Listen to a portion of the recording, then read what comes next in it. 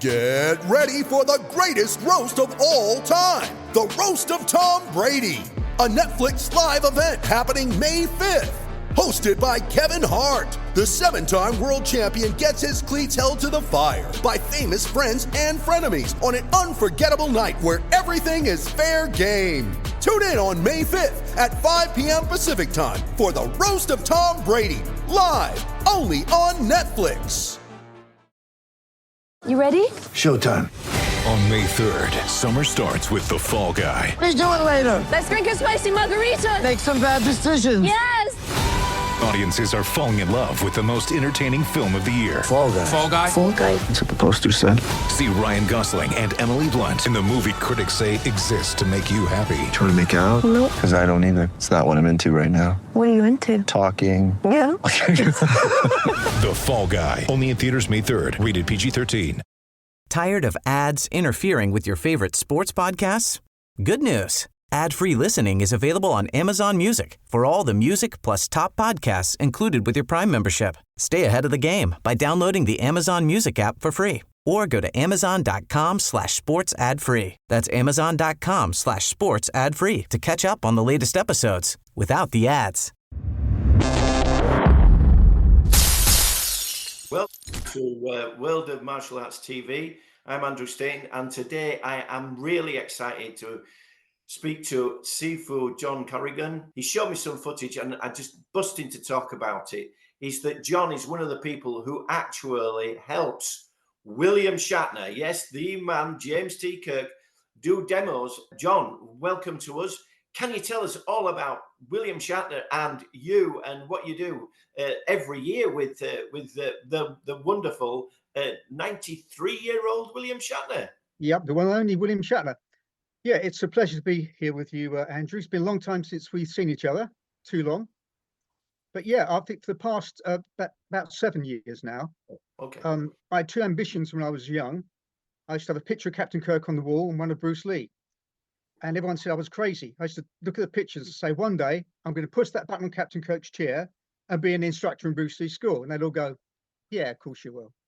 Coming from the Elephant Castle, really poor family, and my father had schizophrenia, so they probably thought I was like my dad. Anyway, the journey has been amazing. I became a martial arts instructor, a master under Sifu, or Sigong Richard Bustillo. I trained with all Bruce Lee's original students, made it my life's journey. And I got to know Gene Roddenberry, the creator of Star Trek.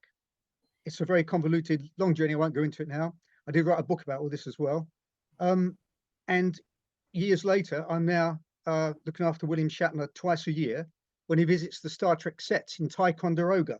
It's in upstate New York, and they recreated all the sets exactly as they were in the 60s.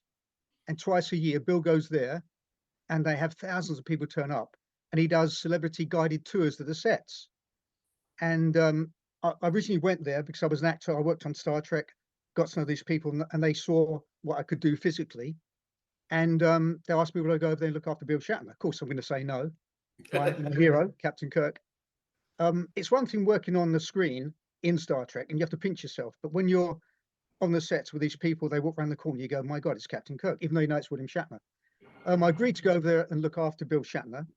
And the first time we went to engineering, the engineering section on where Scotty used to be, we're standing there and people are asking questions of Mr. Shatner. And someone said, Mr. Shatner used to have lots of fights in engineering, you know, why was that? And he said, well, there's lots of space. And all of a sudden he said, where's John? Where's John? And I was beside him. And he said, John's a martial arts expert and he was a stunt man. And this was when he was still in his late 80s. He said, who thinks I can kick John's ass? And everyone cheered. He said, John, go with it. And so he started to just throw Captain Kirk punches, and I went with it, rolled with it, and he knocked me out. Stood up and gave me a hug. So that began a different part of the relationship. I would look after him, but every time we did a tour, and we did about 8 tours over the weekend, we'd get to engineering, and I think, I wonder if he's going to, and sometimes he wouldn't even give me any warning. He'd just grab me and start beating me up. So that relationship has been amazing. And I've been looking after him for about 7 years now. I go every July and November. So I'm set to go over in a couple of months' time, look after him again. 93, and he's still active and his brain's as sharp as anything. but to me, he's still Captain Kirk. But you know, when no one's looking, he's Captain Kirk. But otherwise, he's Bill. Yeah. So let's take a step back now. So when did your martial arts journey start, John? I'll give you a little bit of background. My mum and dad went together since they were childhood in school. Mum had never had any boyfriends, he'd never had any girlfriends, and they got married. And then 2 weeks after I was born, 2 or 3 weeks after I was born, he went over and started to stroke her hair. It's in the Elephant Castle in London, very poor family. And then all of a sudden he picked up a poker from the fireplace and started smashing her head in. And I was on the sofa, a young baby. No warning, schizophrenia had taken him over. She fought him down 5 flights of stairs, blood everywhere, and he thought he'd killed her, which he very nearly did. So he slashed his wrist 52 times. Well, so they took me, the relations took me for a while. Mum was in hospital 5 months. Dad was put in a mental institution, you know, straight jackets to lot. And the story was, every time he came, she wouldn't divorce him because she loved him, but she was nearly dead. And he came from a place called Cane Hill, which was a really archaic mental asylum. And at school, kids used to say to each other, "You're a Cane Hill nutter." You know, that was the saying those days. Anyway, he came out of Cane Hill, and we thought he was cured, but every time he came home, his name was Harry. The other side of Harry would kick in. We had police sieges and everything else. And part of his paranoia was he thought whoever they were, they would get me. So he kept me a virtual prisoner for years. You know, I was only allowed to just go down to this front door and not go anywhere. But as the years went on, he was also a wonderful man, a pianist, intelligent man. And when he was his good self, he'd realized what he was doing to me. I was overweight. I was frightened of the world. So he took me to a martial arts school. When the Kung Fu craze came out, for some reason, he went to see Big Boss on his own, out of the blue. Totally, you know, no idea why. He came back and said, "This Kwai Chang Caine you like on the Kung Fu series," he said, "is a fairy. You need to see Bruce Lee." And Dad smuggled me under his raincoat to a midnight showing of the Big Boss at the Elephant Castle Cinema. And this was in 1972. And I saw Bruce Lee and it was like, wow, you know. So then I began putting the Bruce Lee picture up beside the Captain Kirk picture and telling everyone going to be in, you know, push the button and be an instructor. Anyway, Dad took me over to South Kensington. He looked in at the Evening Standard. It was the Kung Fu craze then. We lived through it. We're old enough to live through that, aren't we, Andrew? Me and you, the Kung Fu craze. Yeah. Everyone was Kung Fu fighting. Yeah. So he took me over to, and he would take me twice a week to martial arts school over in South Kensington, where they did Feng Shao, I think you pronounce it. And then there was an instructor called Li Wu, and he used to come and watch the classes. And he took 15 of us aside for his class. He was a Wing Chun instructor. He'd done other martial arts. And it was the first time I'd ever heard the name Lee Jun Fan. I didn't know who Lee Jun Fan was. And even way back then, he'd interject into his martial arts lessons with us things that Lee Jun Fan had shown him on 13 occasions. I don't know where they trained. I think Seattle, because he came originally from Chinatown, Seattle. So I was exposed to Bruce Lee at a very early age. Also went to karate for 10 years. And when I got through that, as the years went on, I was fascinated by Bruce Lee. And then I think Danny Santo came over for his first ever seminar with Bob Breen, which I went to. And in 1979, there was the Kung Fu convention that I went to. And that was it. I said, I've got to devote my life to finding out who this man really was. But I had the two passions. One was I wanted to be an actor somehow. How do you be an actor if you're, you know, a really poor boy in the Elephant Castle? But while I was training in the martial arts, the only place my dad would let me go, apart from taking me to the martial arts lessons, he'd let me and my mum go to a Star Trek convention once a year that had just begun. So we used to go there once a year, and I'd see these amazing people on stage. My gods, wow, they're actually in front of you. And at one of these conventions, where George Takei, who played Sulu, there was a problem with some football fans, and there was a disabled girl who was about to get trampled and smashed by these football fans. And because I'd been doing the martial arts for a few years, I was the only one who had the courage to run out and get her in to safety and help this girl. And because of that, the committee said, as a thank you, you can go to breakfast with George Takei. So me and my mum went to breakfast with Sulu, come back on the train with George Takei. And there is a point to all this for the martial arts. And each year, the conventions would say, "John, would you like to be security for these people when they come over?" So I began, because I could handle myself a little bit by then, I began to be low-key security for Scotty and Chekhov and Sulu, and eventually William Shatner came over. And because they'd heard what I did with this girl, Richard Arnold came over. He was Gene Roddenberry's assistant. Yeah. Now, I became friends with Richard Arnold at the convention. He said, amazing story we heard about you with a disabled girl. Keep in touch. We never had a phone because we weren't rich enough. But my aunt who lived down on the ground floor of the flat we lived in, pardon me, no, the flat we lived in, she had a phone. And one day the phone rang. She said, oh, there's a phone call for you. It's from America. So I ran down to her phone and it was Richard Arnold, and he put Gene Roddenberry on the phone, the creator of Star Trek. I was like, what? And Gene said, I'd like to give you a thank you for what you did at the convention and looking after my cast and what you did for that girl. I'd like to pay your fare.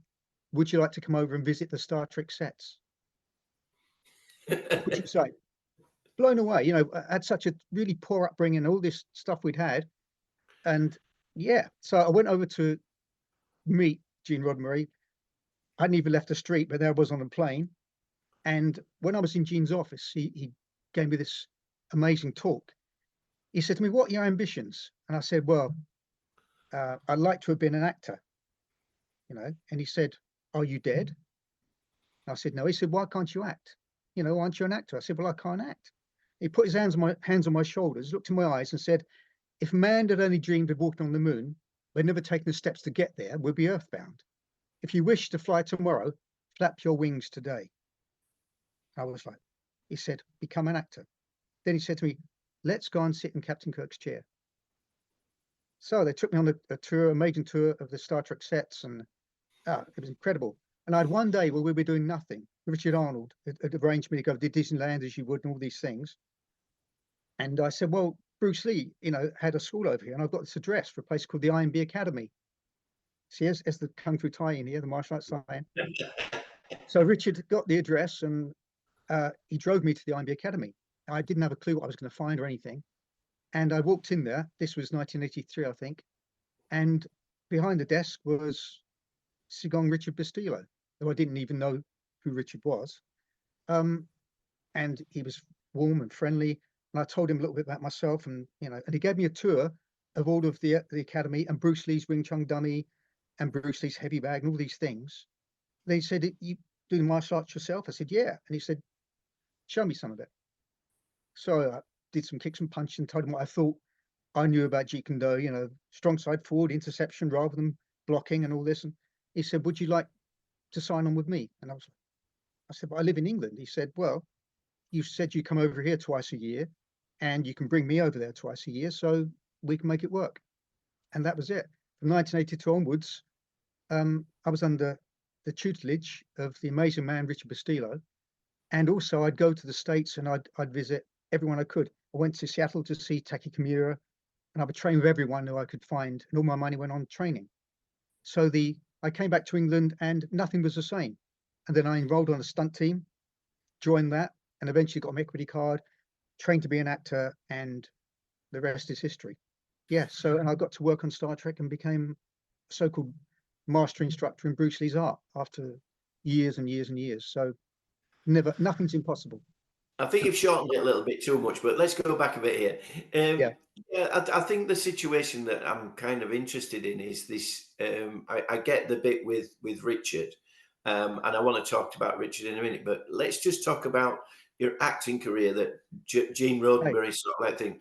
So you went to acting school, so perhaps you could just diverse on the acting school. But what would you say your first TV or film appearance was that you actually made as stunt or as actor? Which do you feel was there? Well, what I did, I couldn't enroll in a drama school because that's usually seen as a privileged thing, cost lots of money.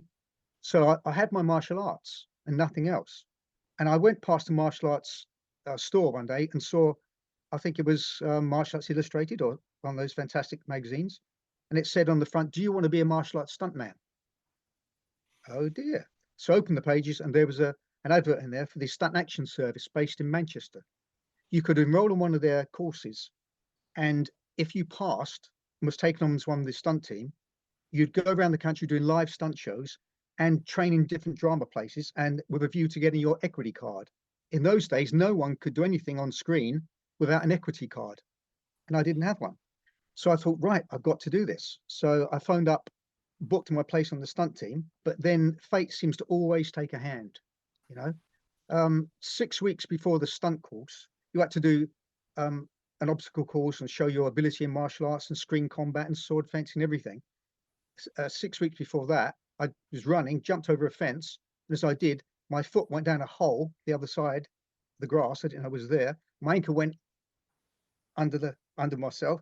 I heard a crack, and I rolled, and my bone was poking through my sock. It dislocated so much. Yeah, so I panicked and put my foot back in, but the damage was done. So I was like, oh God, that's it. My dreams are finished. And at that time, I knew an actor called John Shackley, who was in a thing called Tripods. Oh, yeah, yeah, no tripods. Yeah, and John was a Nichiren Daishonin Buddhist. And he used to chant Namyo Horenge about being positive. And I was at home in plaster. I said, I've got to cancel the stunt course, John. And he said, no, this is the best thing that ever could have happened to you. I went, what are you talking about? You know? And he said, well, if you can still get on the stunt team after this, there's nothing in life you can't accomplish. It says, look on this as a positive and find another way to do it. And I was like, what? And he told me some fables, you know, and things, which I won't go into now. But 6 weeks later, my ankle was still strapped. I had painkillers. But during the stunt course in Manchester, we stayed away 3 days. I had to bring a part of my personality out. All the other people were trying to be Bruce Lee, and we had to jump off buildings and land in boxes and fire stunts and all these things. But during the live action, I made a comedy martial arts parody. I couldn't compete with these people on the martial arts scale. I could still do stuff, but with this dislocated ankle, it was not me. But I brought out something else that the others didn't have. And I found a way, and they phoned me up and said, we'd like you to join the stunt team. So again, maybe if I hadn't have had the busted ankle, I wouldn't have been on it. I began then to train in drama, and I went around the country with a stunt team, and I eventually got my equity card. And I used to do two things. One would be lots of extra work, you know, walk on work to learn the craft of it until I felt confident enough to get an agent. And I used to go on and do small stunts. And because unless you're a fully fledged stunt man, you can't. But if you're a specialist, I do some fight scenes or some small falls and things. And when I eventually got my equity card and I felt confident enough, I started to get small bits of dialogue. And I became known, oh yeah, this guy can do some dialogue, but he can also throw himself about. So I became known as, I suppose, an action actor, really. And then I met a person you know very well, Bay Logan. Oh, yeah. Yeah, I met Bay Logan and auditioned for Bay Logan in Birmingham. And then I ended up getting a job with Bay and on a martial arts film with a young guy who became really famous in Hong Kong, Darren Shaladi. Oh, yeah. And I did the first film with Darren, and I had to fight Darren. All right. Yeah, bless me, he's passed away now, hasn't he? Yeah. And during my time, working on the bill one day, not the bill, sorry, working on EastEnders. During my breaks and anything, I was martial arts crazy, and I'd go around the back of any set I was on and train. And there was one chap, I didn't even see him watching me, and I was training. And after I finished kicking and punching and doing my stuff, he came over to me and said, "Yeah, you look quite handy." And I said, "Oh, thank you." And he said, "I run a security team." He said, "Would you like to do close protection?" He said, look after dignitaries and Arabs." And wow, I hadn't really thought of that. So I'd looked after Star Trek people, but just at conventions. So as the stunt team went on, I'd learned to use firearms, stunt, guns and firing ranges. So I went and joined this security force for a while, where we did close protection for Arabs and celebrities. But I found that after about 6 months of doing that, because you were there with ex-military people, SAS people, and French Foreign Legion people, the Foreign Legion people, excuse me, were very dark all the time. And my first day there, one of them came up and stared me in the face and said, "What would you do if I put one on you?" So I looked at him and said, "Don't you mean what would I do if you tried to put one on me?" I just smiled. And he went, "Yeah, you're okay, and walked off. And I thought, Anyway, so I stayed there for 6 months, but I found that I couldn't turn off the darkness. I came home and I was on edge all the time, because all day you had to be, you had the around your neck, you had a key to the firearms locker, and these people were marked targets sometimes, like Arabs and all this kind of stuff. So I thought, I'm becoming too dark. So I left that, and continued my martial arts career, opened my own school, teaching and doing film work, and when the need arose, doing stunt work. And then Bay Logan got me into his Hong Kong stunt team with Mark Houghton. I did lots of shows with Bay and Mark. I found Mark a crazy person, but I won't go into that. Yeah, and I'm still friends with Bay to this day. Yeah. And then that led to me getting co-starring roles and then lead roles in action things. And I did a thing called Advanced Warriors, which was the very first interactive film game with real people. And it would stop and freeze. You could go left, go right, fight, run. And the script was this thick because anything you chose changed the rest of the film. So it was like 10 films in one. And if you did it wrong, you get us killed or worse. And you have to go back to the beginning. And in that was Jeremy Bulloch, who played a Boba Fett in Star Wars, and Chase Masterson, who was in Star Trek Deep Space Nine. But I had the lead part, and I choreographed all the action, and it was an amazing experience. And because of that, people in the States saw it, and I got to go over and do a Western in Hollywood, as you do, playing the bad English guy. You're always a bad guy for English in a Western or anything. And my character, his name was Limey, and he'd been on the Silk Road for 10 years. He had to flee from England, an aristocrat, and he picked up some kung fu moves. So, and he used to rob the trains and stuff. And I worked with someone who'd been a hero of mine for years. I'd seen him, first of all, in The Silent Flute. His name was Anthony DeLongis. Oh, I think they pronounce it DeLongis, but and he was the guy who kills himself. He's the first seeker. Also in Roadhouse. He was the bad guy who had the metal spike coming out of his shoe, and he kills Patrick Swayze's instructor with his knife. Yeah. And Anthony DeLongis played the sheriff in this film, but they asked me would I choreograph all the action. And when I got there and saw it was Anthony, wow, I said, no, surely you will not choreograph all this, Mr. DeLongis. And he said, no, I've seen what you do. He said, your years of training shows in every movement you do. I'm happy for you to do it. So I choreographed in the States. And from that, I worked on Star Trek over there, the Western over there, and I stayed there for quite a while. That's why you thought I moved over there, didn't you? Yeah, I thought you'd gone. I thought you were still there. But we would have interviewed you in America, don't worry. But you know where I'm coming. You said about comedy, and you went down comedy. I did. Only a few weeks ago, you turned up in British Empire. British Empire. So tell us how you got that, and where did that fit into the story, and a little bit of it, because that's quite a mad comedy show, and I loved it. Very interesting for some reason. Well, I love British Empire. For anyone who's probably too young to know it, it's about a sports centre. I used to have a lovely agent called Marcel, and she used to get me parts in all the series that were popular in those times. I also used to go and test all the games on the Generation game, which is the most embarrassing thing you could ever do. All day with Bruce Forsyth, doing all the games and dressing up and doing all silly things. But I auditioned for a part in the British Empire as a character called Patrick. And I only ever got to have dialogue in one episode, but I was in it for 3 years. And because they knew I did the martial arts, anytime there was a fight or something crazy, I would choreograph it.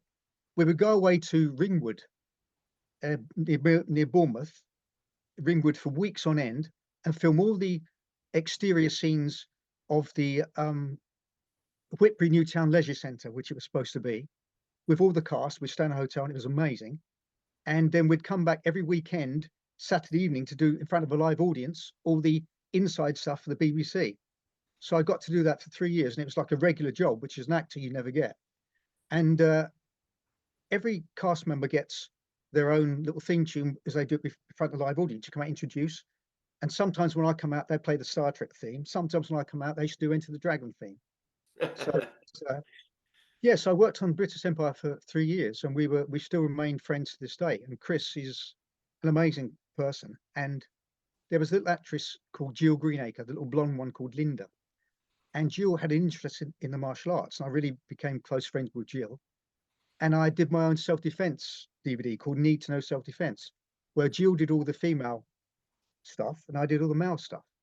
So the connections stayed strong. You talk about Star Trek, and of course people are very, very heavy Star Trek people these days, and it's still going on today. I think there's Strange New Worlds out there and stuff like that. So that people can maybe, who are big Star Trek fans, is there a way that we would ever see you in or catch you, because you must like choreographed it from the back, but is there any time if you look, we would see you on the screen in a Star Trek film or TV series? Well, the way that came about, when I visited Gene and he said become an actor, he took me over to the costume department to a guy called Bill Tice, who designed all these costumes for original series and Next Generation. When I was over there, they were doing the Star Trek movies with the classic cast, but the Next Generation was filming then. Gene took me over to the costume department, introduced me to Bill and said, Bill, fit John for a Starfleet uniform, he's Starfleet material. So I'd never done any acting. So he gave me a walk-on part in the Next Generation, an episode about the Traveller called Where No One's Gone Before. Right. And you just see me briefly in engineering, pushing buttons and, totally Star Trek. Didn't know where I was. Amazing experience. And when I came back to England, years went by, but I'd go back each year to visit the Star Trek movie sets as Gene's guest.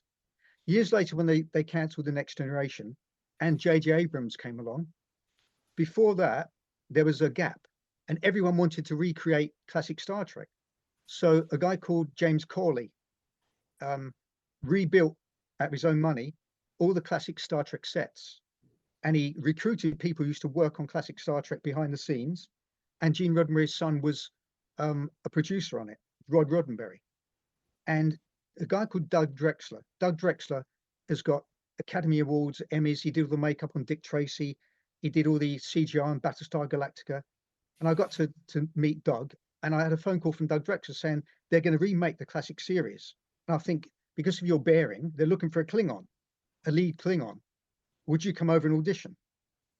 Wow, So I went over to the States and auditioned for a classic Klingon who just had a beard like yours, but not so white. Had a swarthy beard. So, the ridge heads were mainly for the movies and later on, but the original classic Klingons were just dark-skinned with beards. And I auditioned for Captain Karg, the lead Klingon, who would keep coming to menace Captain Kirk. In this series, they guest starred Walter Koenig and George Takei, some of the original cast members, but my character would always come back.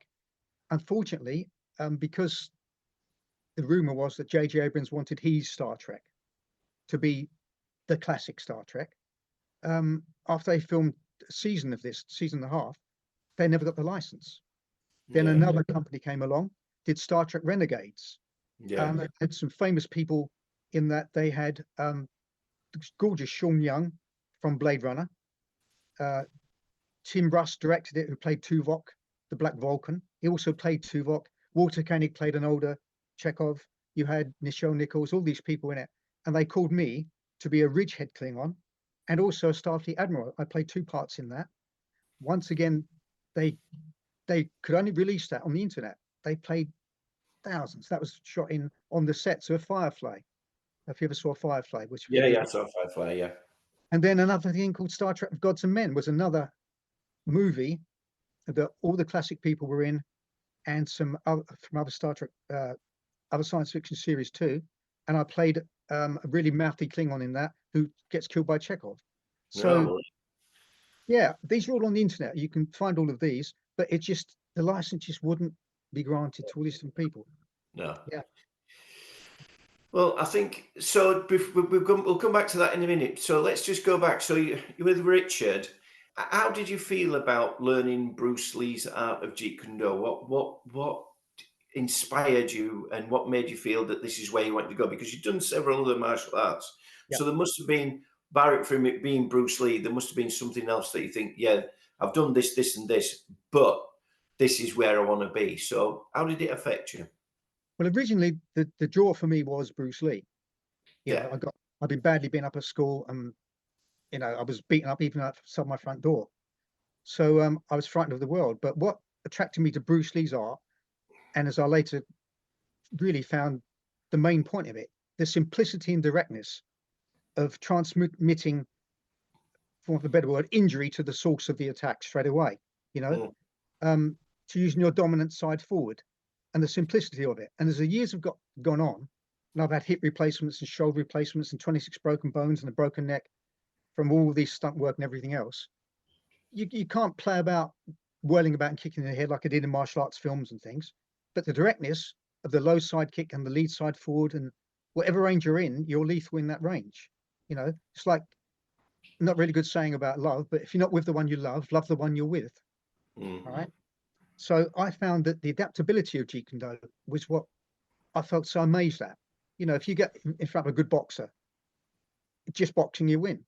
But you blast his kneecaps away and he's gone. A little story about that, if I may. Yeah.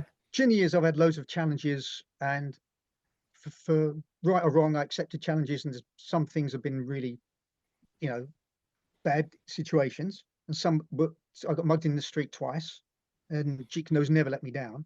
But something that was quite amusing, I did a comedy show with John Conte, where he has to be in the ring and he has to fight Doc Cotton. Don't ask me why, you know. But they had a stunt woman dressed as Doc Cotton, and here comes Doc, and does one punch, ding, and there goes Doc. Right, so that's part of the comedy. And I played the referee in this. No, the corner man was the corner man of Doc Cotton. And someone had said to John Conte, "Oh, that guy in the corner is a martial arts guy." So he came over to me, "Oh, you do his kung fu stuff, do you?" So I said, "No, I do the martial arts, yeah." And so he said, "Oh, that's a load of shite." And I said, "Well, it's your opinion, John, you know." So he said, "You've never met a good boxer." I said, "I've met quite a few good people in various things." And all of a sudden he shaped up to me. He said, come on, start dancing around the ring. I said, "John, you really don't want any of this. You know," I said, "I respect you, don't." And he started throwing punches near me. I was just slipping and moving away. I said, "Go away." And all of a sudden I changed. And I shot a kick out to his knee and touched his knee. Right. And he looked down and he went to come in again. And I made out to kick him in the knee and put both his hands down. And I just shot a really fast punch out and touched his nose. I said, "Now go away." And he went, "Ah," and he swore and walked off.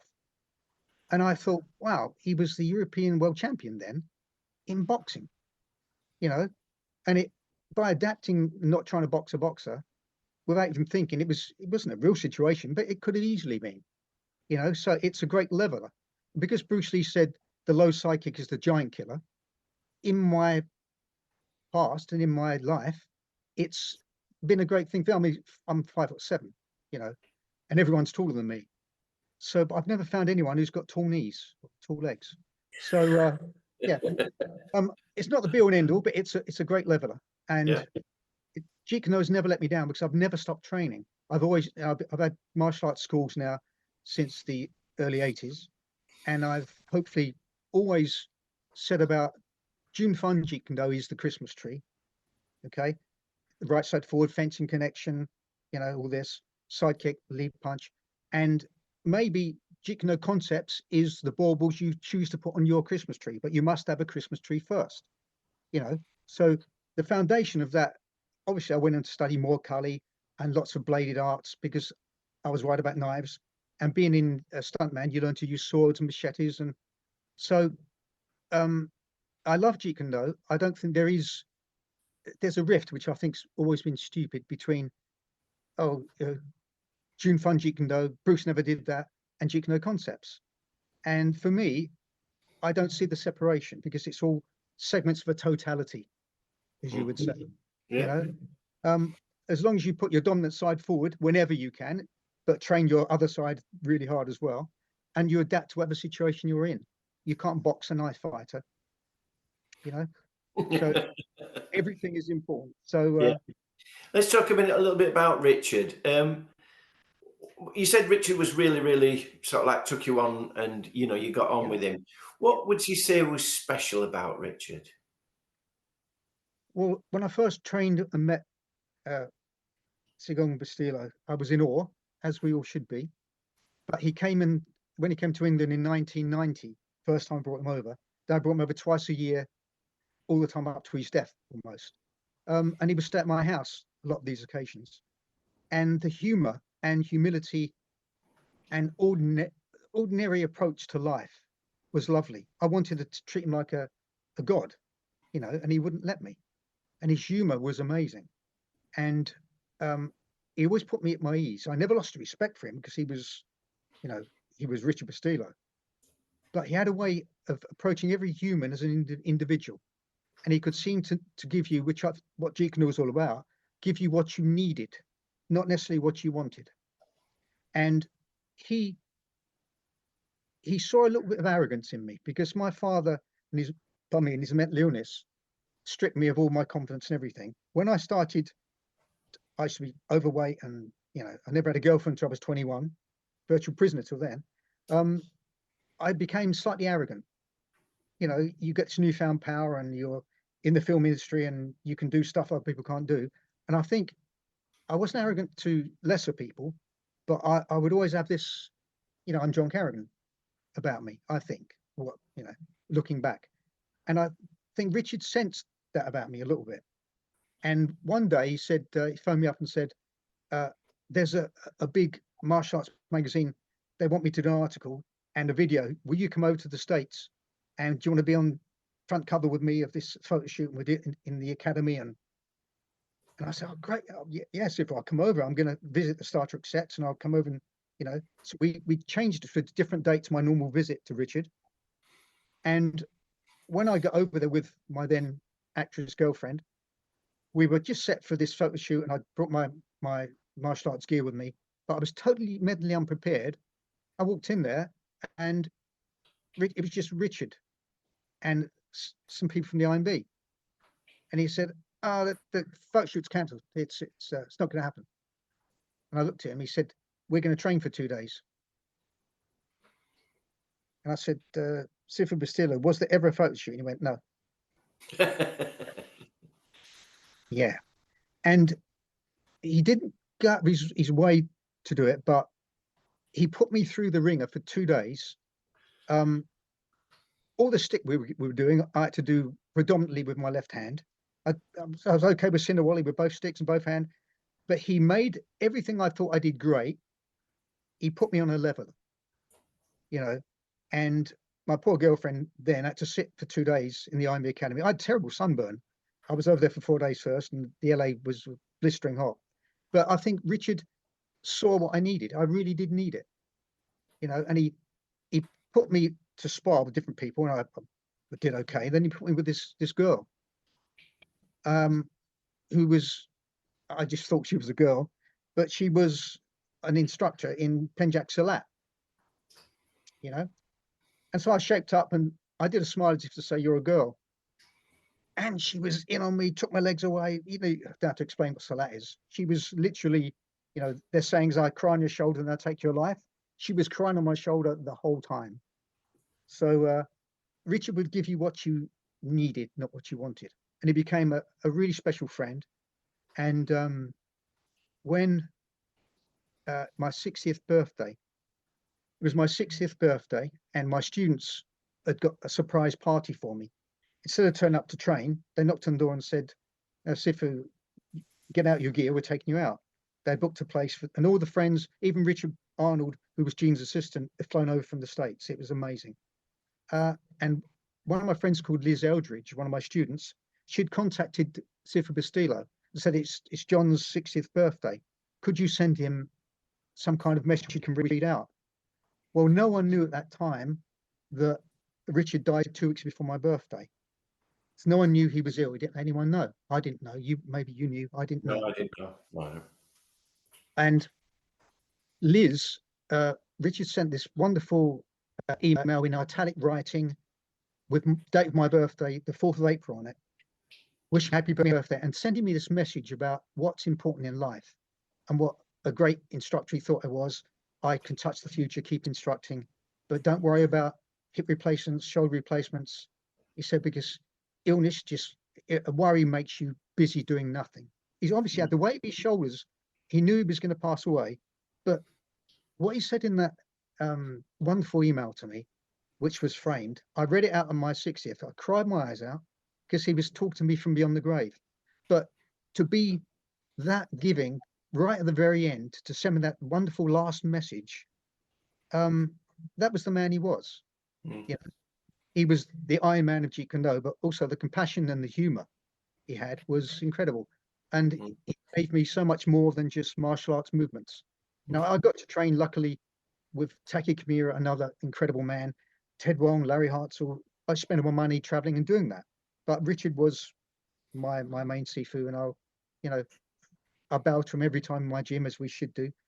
And I just give a little nod as well, because, he would want that. And the humanity of these people, when I went to Bruce Lee's grave in Seattle, No, it's fine, keep going. Grave in Seattle, I think it was my 50th birthday, I think. I'm 67 now, a couple of weeks ago. Taki Kimura arranged to meet me. And you've obviously been to Seattle, and I was looking for Bruce Lee's grave, and I froze, and I saw, wow, it's Bruce Lee's grave. And I was with my wife. I stood there, all of a sudden I looked up, and there came, Sigong Taki with Andy Kimura. Yeah. And I stood there and I bowed, and he reached his arms out and said, "Hey, don't bow to me. I'm just the old fart on the block." That's him. And he hugged me, and I was, wow. And we stayed at Bruce's grave before it had the railings. There's no railings then. And he said, "Would you like to take a picture?" I said, "Well, is that okay?" He said, "Yeah." And we stood behind Bruce's grave and Brandon's grave. And he said, "John, why aren't you smiling?" He said, "Bruce would want you to smile." I said, "I can't." So he gave my shoulder a squeeze, and we just stood there and had a picture by Bruce Lee's grave. So these great men, great lethal men, had hearts of, they could feel what you felt. Yeah. So I think that's the legacy I take with me. I try and pass on to my students. I do, I try and mentor my people. I do life coaching. I represent Mind for my dad and his schizophrenia. You've got to read my book. All the money from that goes to mental health. Just hold there, because that was one of my next questions. Is you said you've written a book? Can you tell us a bit more about the book and what inspired you to write it? Yeah, the book is called The Other Side of Harry. My dad's name was Harry. One side of him was a lovely pianist, lovely man, and the other side was a demon. When he went, he went. You'd be watching TV, and all of a sudden he'd hear a secret sound that wasn't really there. He would jump up and put his foot through the television. As a baby, I was dangled over the balcony. My mum's head was smashed in with a poker, so we had a very, very hard life. But the first page when you open my book says, "The thing that makes a star shine bright is the darkness that surrounds it." I would never have got to become master instructor in Jeet Kune Do. I would never have worked in Hollywood. I would never have met Gene Roddenberry, or hopefully affected people's lives, if I hadn't have had such a dark past. I had to shine somehow. Yeah.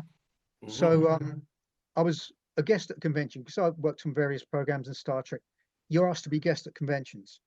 It sounds very narcissistic, but you take photos of you, if you're an actor, and you sign them, and people pay you, for the pictures, as I used to do at the conventions when I got, So I learned that, okay, I don't feel guilty doing this. I will do it. I never charged as much as other people. And at one convention, I'm standing there, and this really large guy came up to me. He was, his hair was plastered to his head with sweat, profusely sweating. And he looked at me, and I said, "Who would you like the picture signed out to?" And he started to shake, and he burst out crying. And he said, "It's all right for you. You're a martial arts expert, and you've been in Star Trek, but I've had it hard. You think I'm fat? I've had it hard." And he burst out crying, and he started to walk away. I jumped up from behind the desk, went round, and I hugged him and said, "Look, whatever you're going through, you'll get through this." And after it affected me so much. I thought, these people are living lives of silent desperation, as you say. They see me as this so-called mini celebrity. They don't know the hell I came from.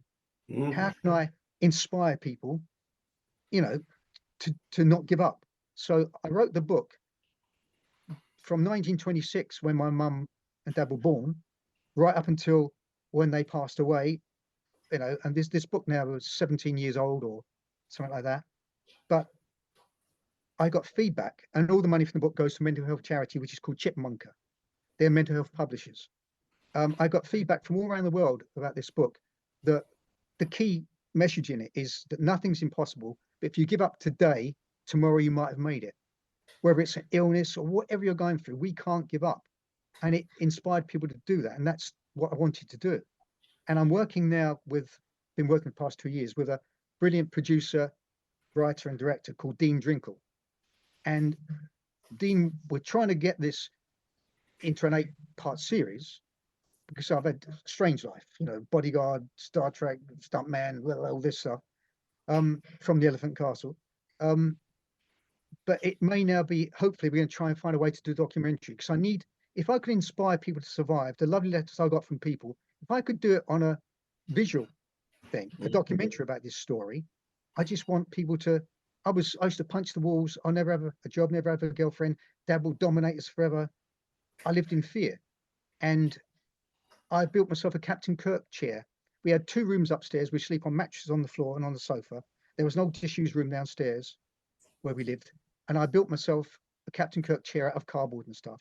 And when my dad, when he was upstairs raging, I used to put my Star Trek room. I had pictures on the walls. When he was upstairs raging, I could hear him.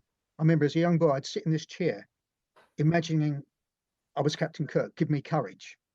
And, because the fear was terrible. And when I actually got on the sets and sat in Captain Kirk chair, that little boy came back and I thought, this is impossible. And I pushed the button on the chair and went, nothing's impossible. So I wrote the book to inspire and to just let people know, don't give up, because the alternative is what? It's impossible. No, it's not. Now, John, I want to talk to you about something that might be difficult. You've made, and you're a lead in a pilot TV show. Humber City. Humber City. Looks amazing. What happened with it and why hasn't it been made? Yes, okay. I was approached by a guy called Peter Gundrill. He was a writer and a producer years ago. I think it's nearly 10 years ago now, 7, 8 years. Well, he lived in Hull.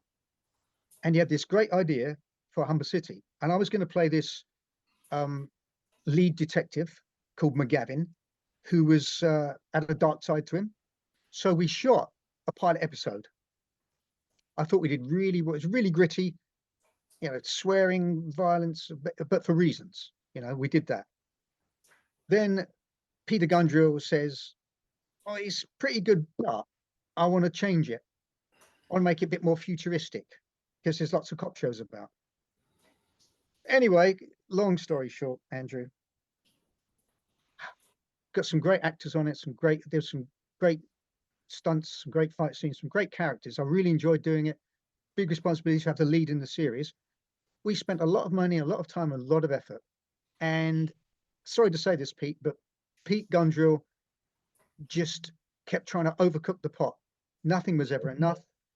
And we've hours and hours and hours of footage that will go nowhere because Pete's vision kept changing. And in the end, how many times can you keep going? I went up to Hull 4 times, did all these things and down here and promoted it. And so, yeah, I had great hopes for Humber City. It looked great.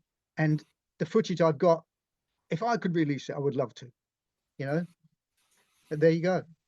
So is it sort of like dead in the water, or do we know what's? Yeah, unless Pete Gundrill, I think, can get some backers to solidify what he's got, put it all into one cohesive thing. There's hours and hours and hours of footage.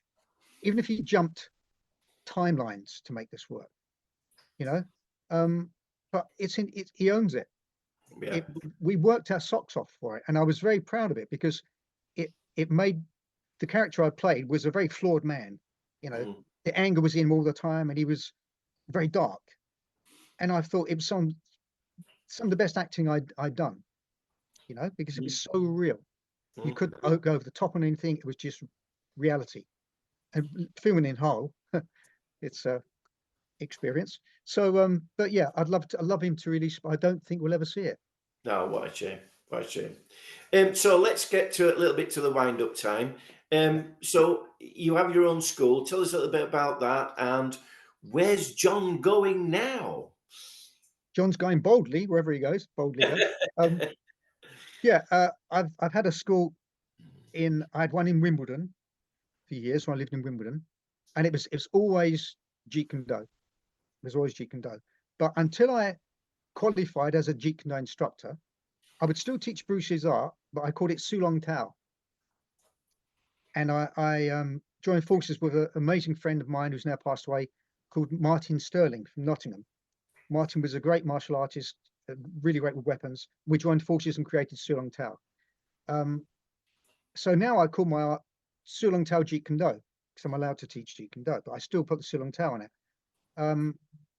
I used to teach at a sports centre down here for 17 years, and then the management of that changed, and they threw all the old instructors out. So I had a gym built beside my house where I continued to teach, and I retired as a full-time martial arts instructor last April. Oh, so now I teach private students because I don't just want to cut people loose and say, it was never a job to me. It was always my passion. And you can't just cut people loose when they're that far on a journey, you know? So I still teach, and I train myself. I do 6 hours a week my own training, and I do another 6 hours a week teaching. So even though I'm an old bugger at 67 and bits falling off, it's because Bruce, Richard, and all my instructors would still want me to, you know. And as long as you can touch someone and affect them, as you know, Andrew, martial arts is self-protection first and foremost, but it also changes you from the inside. You know, the confidence it gives you is everything, and that goes into every aspect of your life. You know, even if you get a health scare, you have the strength inside you. I'll get through this, you know. So I'm still teaching, and where I'm off to next, I don't do stunt work anymore. I still choreograph. I'm a registered choreographer. I'll still choreograph fight scenes. I did my last ever spar, full contact spar, not this November, last November. And with one of my students I trained for 9 years. They have to survive me for half an hour, then another instructor for half an hour. And he's 6'3", and you've trained him for all these years. And during that fight, because it's full contact, his job is to take me out if he can, and I've got to not destroy him if I can. But we're 6'3", being this old. Yeah, it ended fine, but I got caught in the eye by a punch, and during it you don't realize you have, and I had a retina tear, and then the blood vessel to the major artery ruptured, and I nearly lost my left eye last year. And I had to have 4 lots of laser treatment. They couldn't repair it, so I've got lots of floaters in this eye at the moment. It always will be, and it's lost about 15% vision of it. So I thought maybe it's time to stop sparring now. Yeah. So I still train all the time. If anyone did anything stupid to me in the street, they'd be gone in a second, because I still, you know, practice the tip of the spear.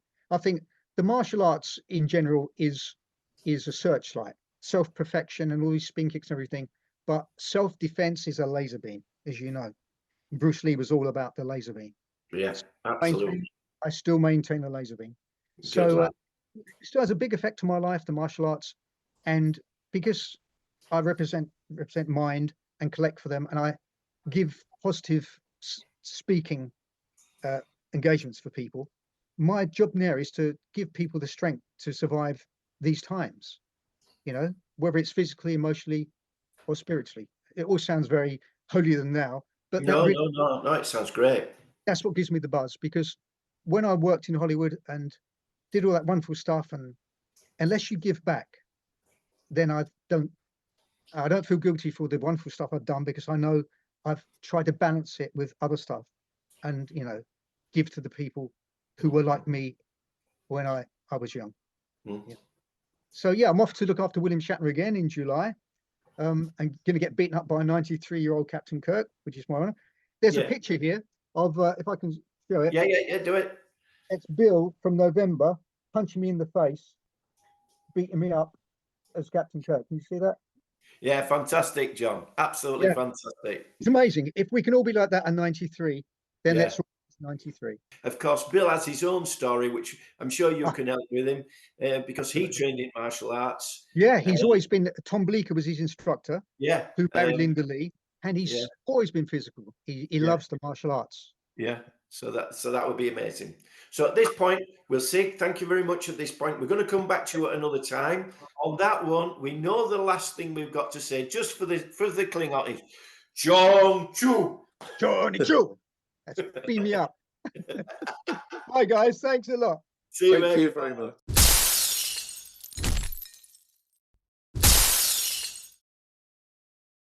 Sports Social Podcast Network.